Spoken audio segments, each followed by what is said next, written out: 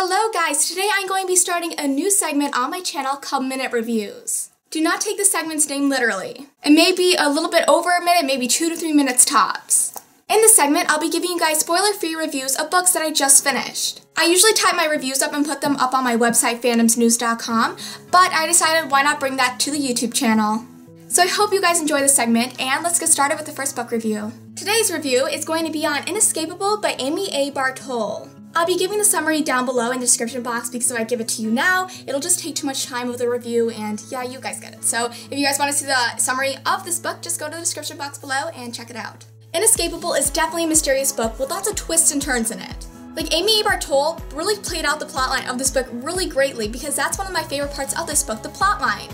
Some of the plot twists in this book though, like, I was like, oh my gosh, I did not expect that. But some of the things I did not like were the characters and were the characters' relationships. For example, the character Reed, I really liked his character. He was very consistent throughout the whole entire novel. He was my favorite character in this book.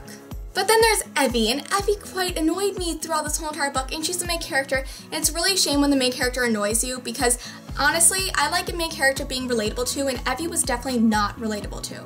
I think I can count at least 5 times when she mentioned how short her skirt was.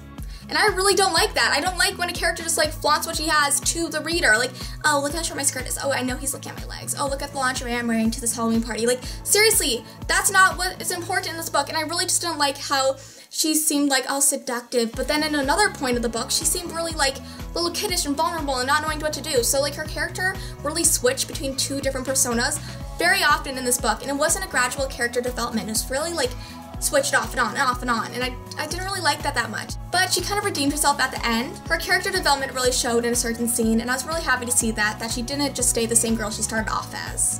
One of the severe downfalls of this book that I really just couldn't stand, and that was Russell and his accent. Russell is from the South, so he has a very southern drawl to him.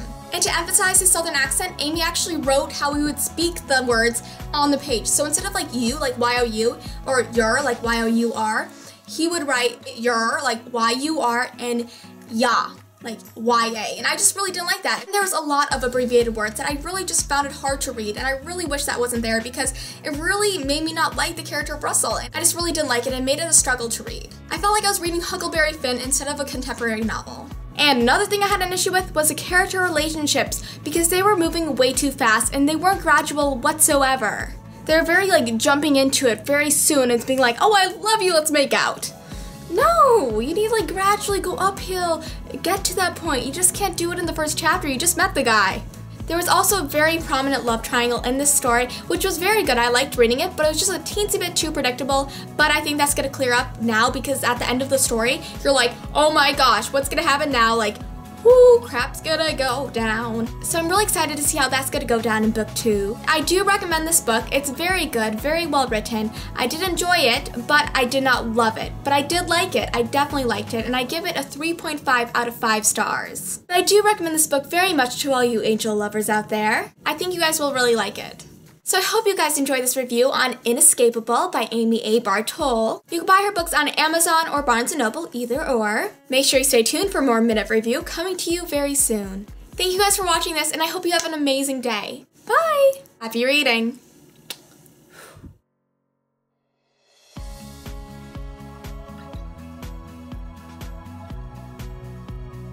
A good 5 times this book, I was like, that did not just happen. I would have seen it coming. I would have seen it coming. I would have seen that. I did not see that. I did not see that at all. Good job. You got me by surprise.